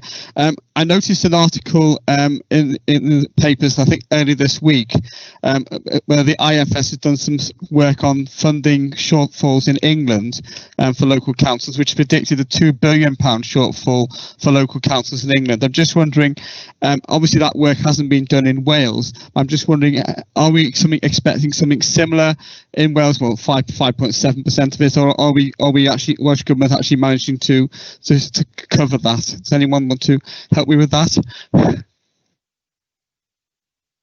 Jeff or Leader? Jeff? Sorry, Chad. You broke up a little bit on my reception. Could you repeat the? There was an article in the paper earlier this week from the Institute of Fiscal Studies who've done a research on councils in England. They're predicting a £2 billion shortfall in local government in England because of the COVID epidemic or pandemic. And that work hasn't been done in Wales. So I'm just wondering, what is the situation in Wales in terms of that potential shortfall? Have the Welsh Government got our backs, or are we still looking at a shortfall here as well? At the present time, as I said, our assumption is that we'll be recompensed for that. One of the questions that Welsh Government need to ensure is that the money that they've had, the extra £3 billion that they've had as part of the additionality from the COVID, covers all of the bills in Wales. So one of the things I think the Welsh Government is doing at the moment is making sure that the money it's had from UK Government is sufficient. Obviously, Julie James has made it very clear that she will do all she can to support local government, and the signs are very positive at the moment in terms of the releases of money that we've had from Welsh Government, and the most recent one being the 240 million extra that the Welsh Government announced last week. So at the present time, the signs are good, but of course, we've got the comprehensive spending review to come. We've got Welsh Government working with Cardiff University or Cardiff Institute in terms of tracking the amounts of money that have come through from UK Government to Welsh Government and then on to local government. So we're doing an analysis piece at the moment. but we'll be much better informed, I think, come the autumn when we know more about the comprehensive spending review, the outlook for the next few years, and obviously as Welsh Government sets its initial budgets. Okay, does Jeff want to add anything to that? Thanks, Chair.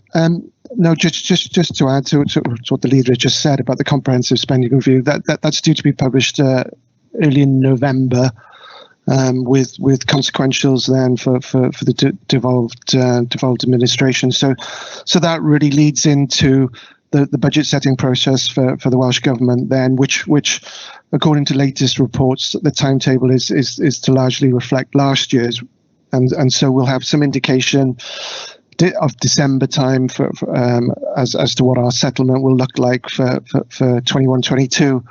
And it's a bit late, I think, for good budget planning. However, I know the leader through the WLGA will get some signalling about what that may look like in order for us to prepare the budget for next year.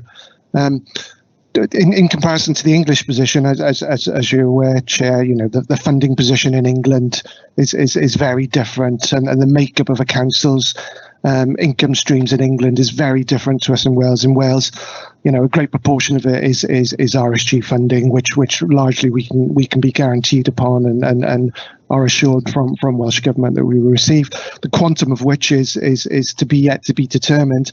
However, in England, lots of the income streams are variable and volatile and very much subject to the COVID-19 pandemic. So their position is very different. And I know, for example, in England, they are considering and requesting capitalisation directives, for example, to meet the shortfall. Here in Swansea, as the leader has indicated, the expectation is that all the claims for additional expenditure as a result of COVID are to be met. I know the four claims, that we've submitted so far to date to July have been reimbursed up to 95%. Some of the submitted claims have been deemed ineligible. And in respect of our lost income, again, the first tranche of lost income claims that we've submitted, we've been reimbursed in full. And second tranche is currently with Welsh Government for assessment as we speak. And as the Chief Exec and the leader alluded to, the full outcome of the financial position as a result of COVID will be reported to Cabinet next month. So don't want to go into too much detail this time, but before Cabinet have had the opportunity to discuss and appraise that position, Chairman. Thank you, Jeff. That's very helpful. I need to wind this part up so we can move on to the social services issue. But I got Mike White on one final question on the environment.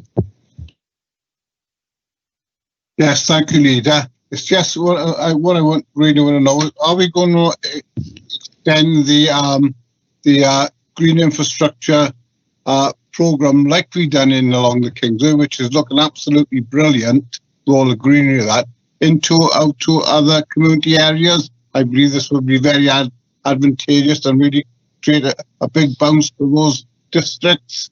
Can you confirm whether this is what we intend to do?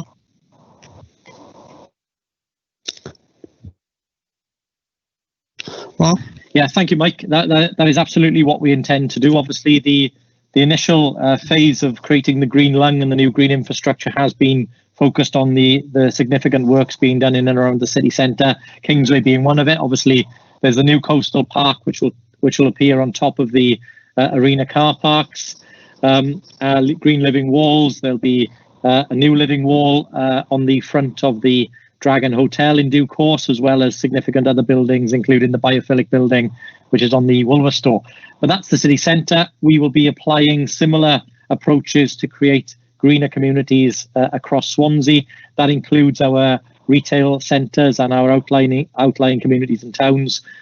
They will be benefiting shortly as well from that green infrastructure programme. And obviously we've committed to work with NRW in terms of the additional tree planting schemes that we've committed to. So yes, a lot more to come on that, and I will be able to give you more details in future sessions.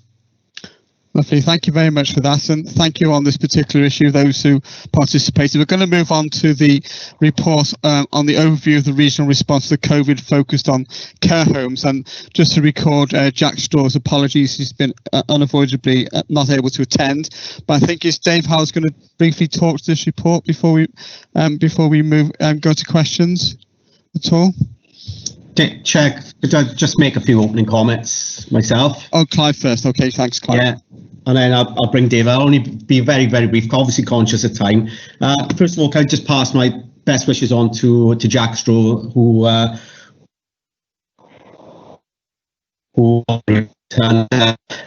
wish him all the best and a speedy recovery. I did say to him earlier, the surprise at the lengths people will go to avoid scrutiny, but I'm sure he will make that recovery. It's good to hear that he's coming out of hospital tonight. So, Chair, I think that there's all sorts of debates taking place about when is the right time to have reviews of what took place during what is the first wave, I guess, of the coronavirus crisis.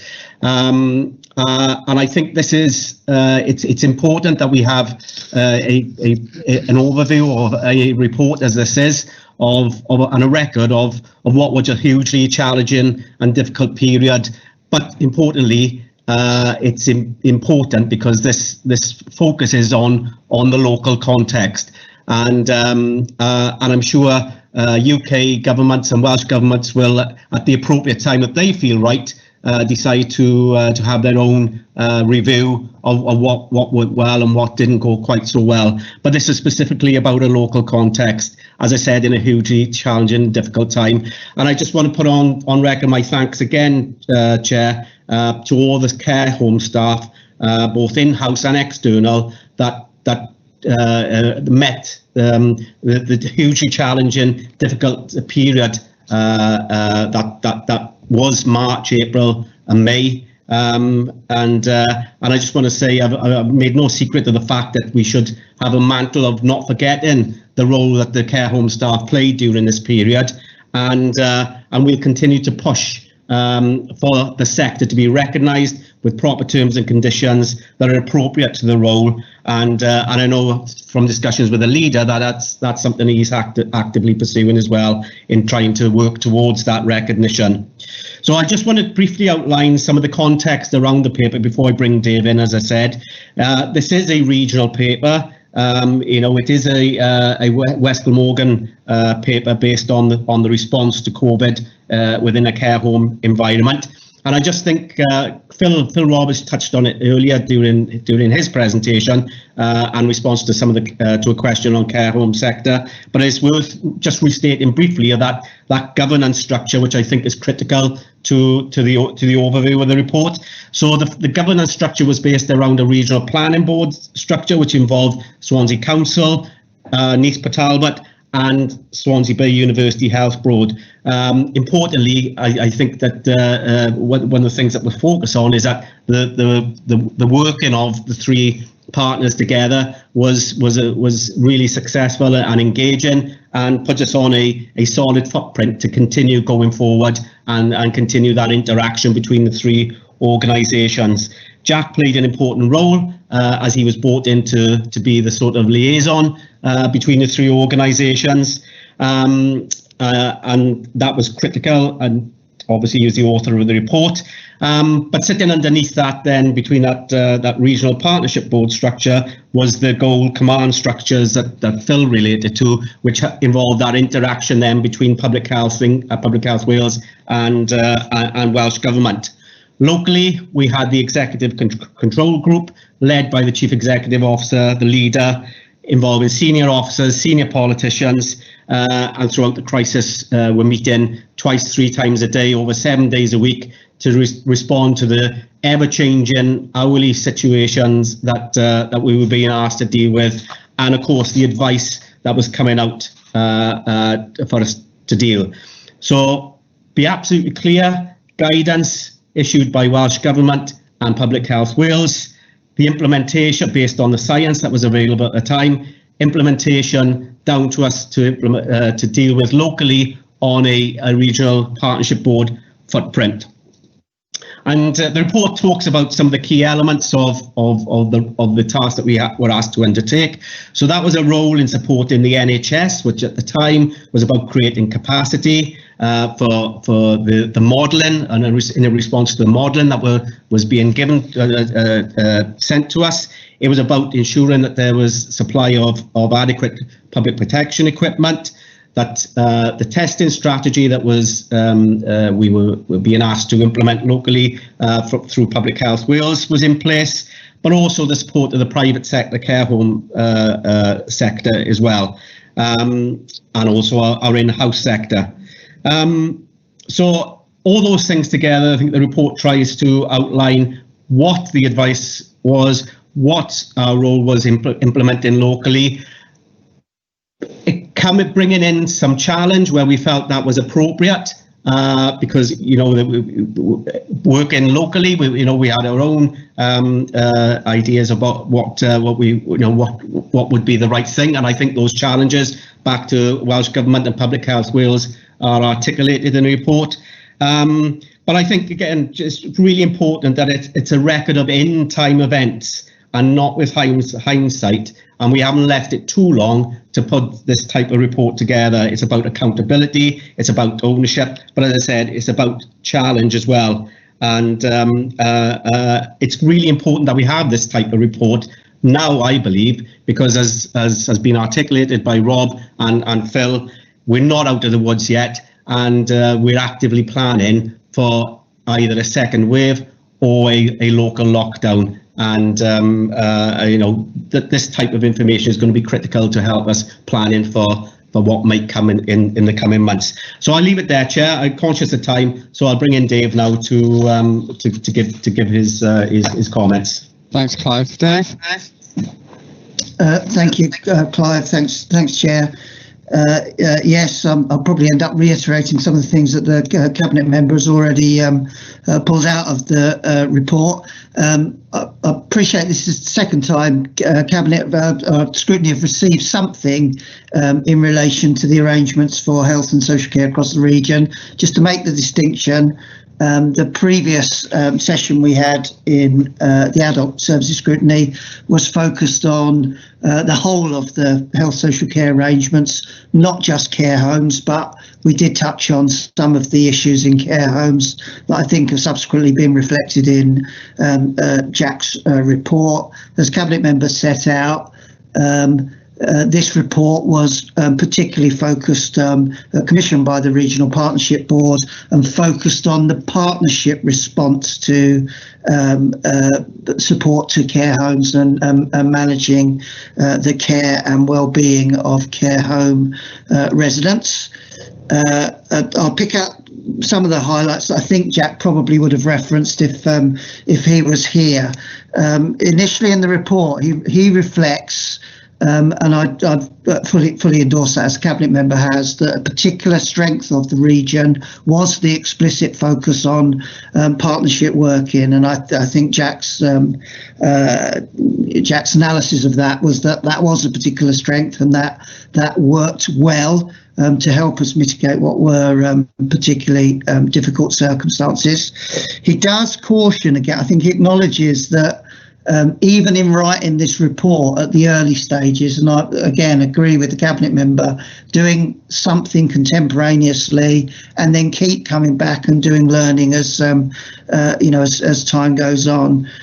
Even in those early stages, it's difficult not to end up applying some hindsight, and he keeps bringing us back to and cautions against, don't forget you were having to make decisions, whether you were Welsh Government, whether you were Public Health Wales, whether it was the Regional Partnership Board, we were having to base decisions on what we knew then.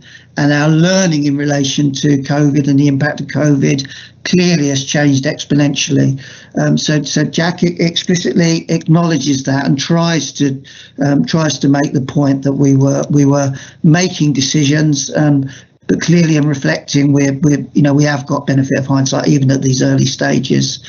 He acknowledges as a particular strength that that our regional arrangements and that partnership working left us particularly well placed, both to challenge ourselves, but to use escalation processes to be constantly feeding back and challenging whether it's Public Health Wales or Welsh Government about the thinking behind policy and practice decisions that were being made based on our evidence of what was happening on the ground.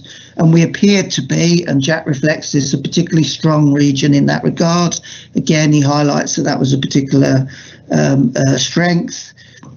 He goes through and just covers off that what you would expect in terms of general support to care homes, pastoral support, financial support, our work with the sector around staffing and resources, capacity, resilience, particular focus on end-of-life care, and I think differently again to some of the other regions, we were a little bit ahead in some of our thinking and some of our work around BAME. And the differential impact that it had. He acknowledges that in his report. To some extent, that's just the basics of what you would expect the partnership and individual organisations to have done. He covers that off as, that work was there and he has seen the evidence of that work. And indeed, as Cabinet Member has commented, was exposed to quite a lot of the detail because of his role in facilitating some of brokering some of the conversations and work between the statutory partners. He then looks at the main headings, again areas that you would expect, and I'm sure some of the questions will subsequently will be about. He looked at how the partnership worked to help manage infection transmission and control infection and transmission where we could within closed settings, particularly care homes. He acknowledges that our work around PPE, the arrangements that we put in place to manage lockdowns in care homes, that some of the early work, the multi-agency work around testing, even when testing arrangements weren't as robust as they are now, that some of that early work, working as partners, and the establishment of clear multi-agency working arrangements around what he describes as the externally commissioned care group, which brought together our commissioners, health commissioners, public health staff, environmental health staff and the council, etc., that worked particularly well. The fact that we had that infrastructure in place was a positive. In terms of challenges, he picks up quite rightly that the early presumption that transmission could be controlled in closed settings if you followed all of the extent guidance at that time, based on the science at that time, well, that has turned out to be, we know that presumption wasn't quite right, because we did have much higher levels of transmission than we would otherwise have expected. Again, he picks up quite rightly on the over-reliance on symptomology being the thing that would then prompt, the safeguards that you would take, whether that's testing, whether that's use of PPE, that over-reliance on symptomology, certainly in closed settings, that didn't work well. That we know now, and to some extent we were concerned about it at the time from evidence from other countries, that asymptomatic transmission was likely to be a particular problem in closed settings like care homes. So the fact that our arrangements, as set out in national guidance, and again what we applied within the region, that over-reliance at that stage was an issue, and that we've had to make changes in relation to that. He also picks up rightly that there were some examples where communication, which you should have been able to rely on, as being particularly strong between national public health infrastructure, the local public health infrastructure, our care homes, the local authority and the health board. There were some examples where that didn't work well, and we know there were examples where it should have been known that somebody was potentially symptomatic and it was missed. He acknowledges that what those learning took place on those, they were picked up, those cases, they were referred through the appropriate safeguarding and complaints processes. We learnt things quickly, but it's right to acknowledge that didn't work as well as we would have hoped on some occasions.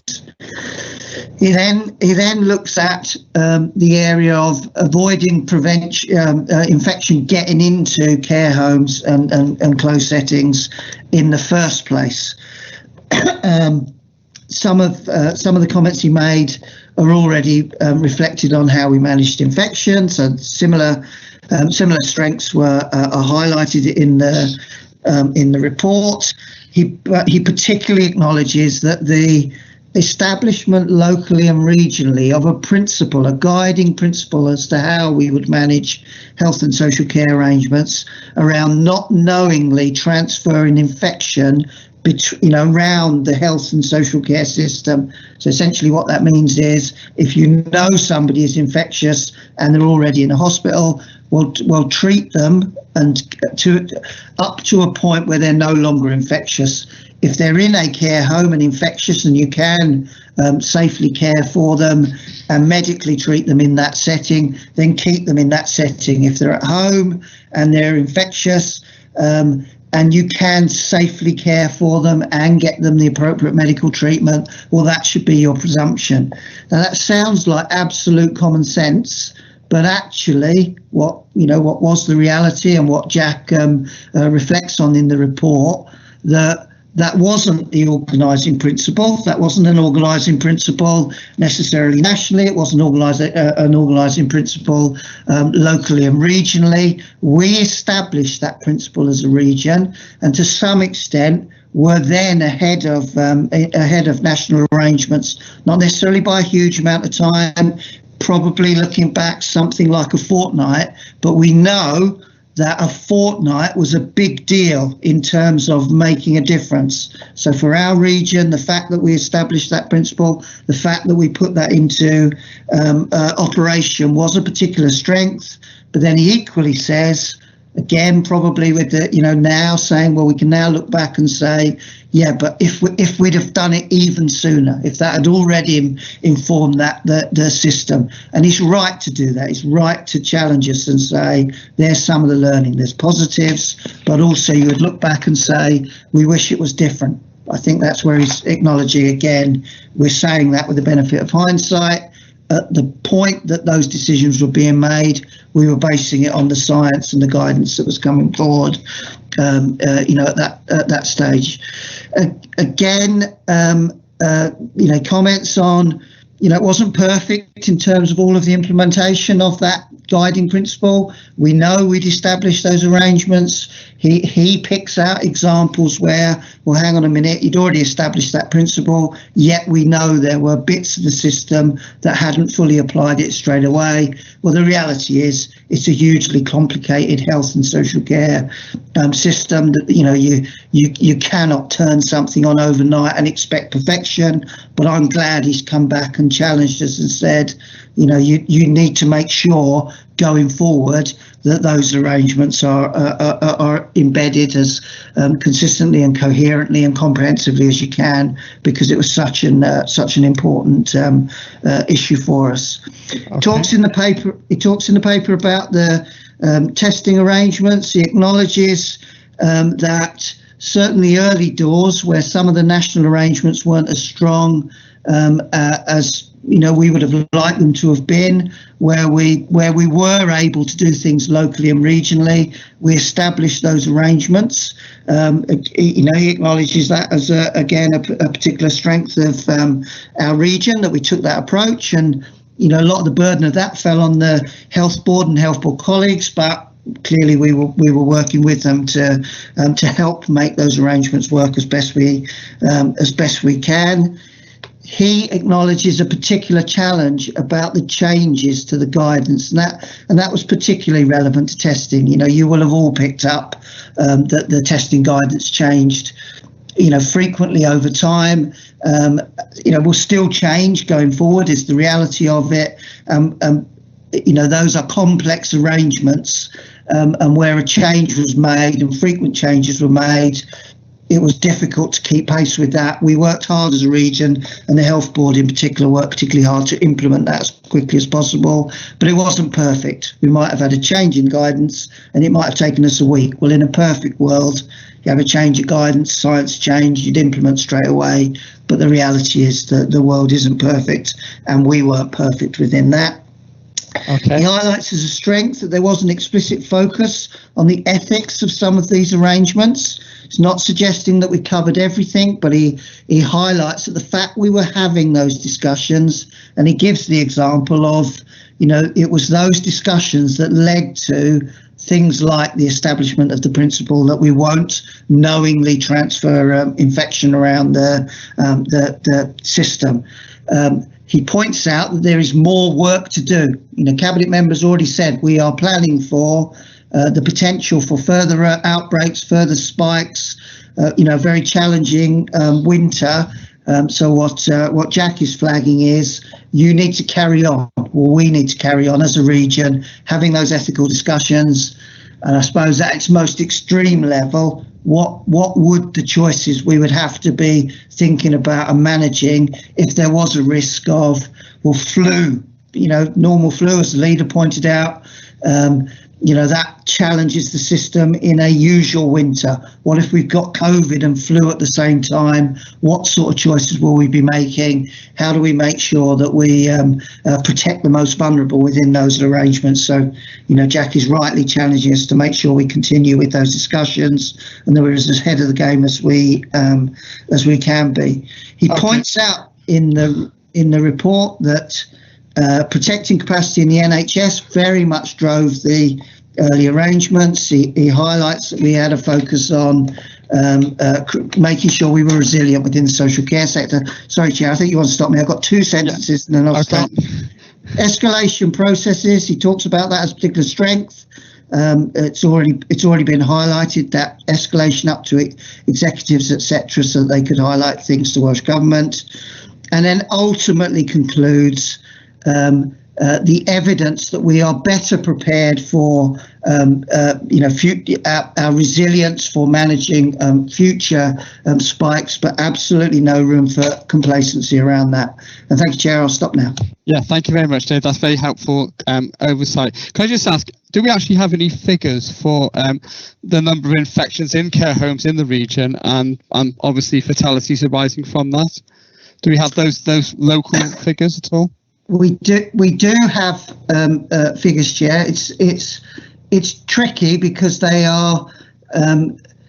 I'll explain the context of why I can't be absolutely certain in feeding back to you. So, early doors, certainly, in the absence of comprehensive testing in care homes, there are you wouldn't necessarily know whether somebody absolutely was infected with COVID or not, and then rules were changed around whether you counted that as depending on the amount of time between when somebody was infected and sadly when somebody when there was a fatality, etc. Some of the rules around that changed, but in the absence of comprehensive testing, there are almost three sorts of figures: absolute confirmed positive tests, concerns about people that may have appeared symptomatic, therefore there was an assumption that we should be managing them as if they were infectious, and then I suppose a couple of other things: whether something appeared on a death certificate that COVID was a factor potentially in the death, and then also in the published national figures.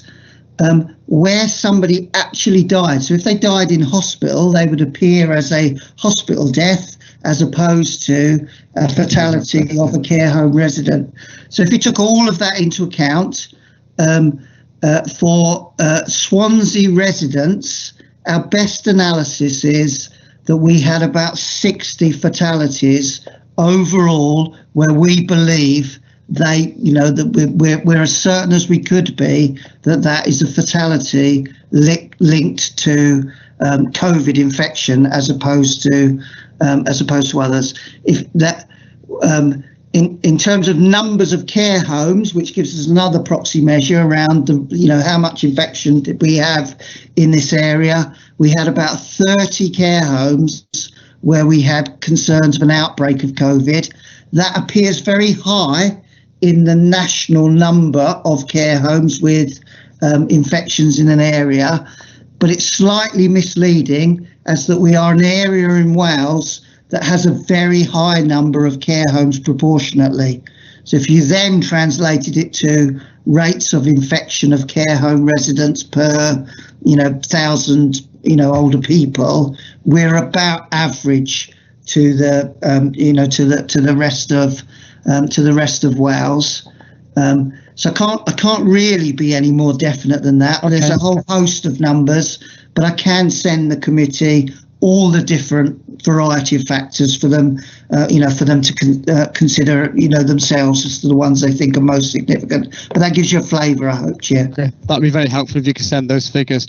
Wendy Fitzgerald, do you want to ask your question on care homes now? Is Wendy there still? Yes, I'm still here. Yes. I read this section. It was quite worrying reading in a sense, because we clearly did things that with hindsight we shouldn't have done. I think alarmingly, and I think David has mentioned it, that it seems that some clinicians continue to operate on the basis that one. Sorry, Wendy, you just muted somehow, some reason. Wendy, you've gone mute, that's it. Yeah, sorry, it automatically muted for some reason. I didn't touch it. Yeah, it said that when someone was considered medically fit for discharge in the hospital, then they could be transferred, this is on clinical advice apparently, to a care home, even if still COVID positive. And I'm assuming, from what has been said, that situation would not arise now, that these sorts of things have been sorted, that there are regular tests now if there's any suggestion that COVID is in the vicinity, that residents and staff are regularly tested even if they're showing no symptoms. This is something I think we need to be assured about. Is that the case, Dave? Yeah, thanks, Councillor Fitzgerald. Yes. Those arrangements, you're right, that's the concern that the report picks up, early days in the management of the pandemic, that there wasn't routine testing in the way that you've described. I can give you absolute assurance now, nobody is discharged from hospital into a care home without having been tested and that test coming back as negative for a COVID infection. So that is an absolute safeguard, and that will continue, for as long as we are having to manage COVID in our communities. That arrangement will continue. And yes, all care home staff now are routinely tested because of the low levels of infection that there now are in the communities, thankfully at the moment, again without being complacent. The frequency of testing is fortnightly. It was weekly whilst the rates were higher. It's now fortnightly, but we monitor the reports of the results. And certainly the last time I looked, and the cabinet member might be more up to date than me this week because I'm off this week, but certainly the last time I saw those results, we have very, very low levels. I think we were down to 0 reports at one point. You might still get some through.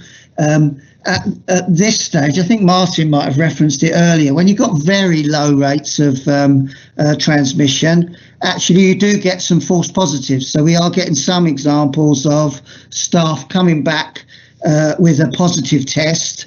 They then go into into isolation, not allowed to work, and then we test them again 48 hours later, and quite a number now. The majority are then coming back negative because there's always some false positive stuff. So it's very low rates at the moment, but all of those safeguards are in place, Councillor Fitzgerald. Thanks very much. That's very reassuring. Okay. Anybody else got any questions at all on this report? No? Okay. Well, thank you very much, Dave and Clive, for coming along and presenting the report. It's been very interesting. Our best wishes to Jack Shaw, of course, who hopefully will be back presenting to the committee or whatever in the future if that's the role he chooses. So thank you very much indeed for that. It's very helpful indeed.